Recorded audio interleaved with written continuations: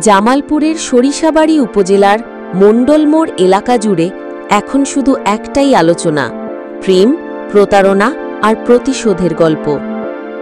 এক তরুণী প্রেমিকের ঘরের দরজায় দাঁড়িয়ে আহাজারি করছেন, বিয়ের জন্য কাকুতি মিনতি করছেন। আর ঠিক তখনই প্রেমিকের মা নেমে আসেন আর প্রকাশ্যে সেই তরুণীকে মারধর করে বসেন প্রেমিকের মা নিজেই। কেন?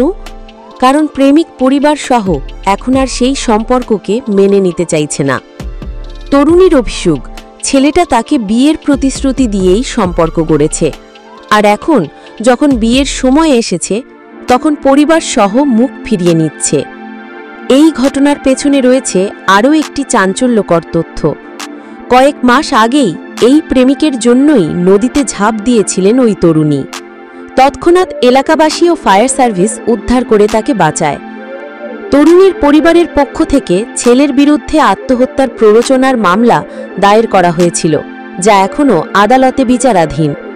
এখন প্রশ্ন হল, প্রেমিক কি সত্যিই প্রতারণা করেছে নাকি পারিবারিক চাপে পিছিয়ে গেছে? আর সবচেয়ে বড় কথা, কতবার একজন তরুণীকে জীবন দিতে হবে ভালোবাসার প্রমাণ দিতে? এই ঘটনা যেন আরেকটা প্রমাণ, ভালোবাসা যদি একতরফা হয় তবে তা শুধু কষ্টই ডেকে আনে। আমরা সমাজ হিসাবে কতটা প্রস্তুত সত্যিকারের সম্পর্ককে সম্মান দেওয়ার? এই নিয়ে আপনাদের মতামত জানাতে ভুলবেন না। কমেন্টে লিখে জানান আপনার চোখে কে দায়ী, প্রেমিক, পরিবার নাকি সমাজ? সাবস্ক্রাইব করুন আমাদের চ্যানেল খবরের আলো, এমন আরও বাস্তব আবেগঘন সংবাদ পেতে।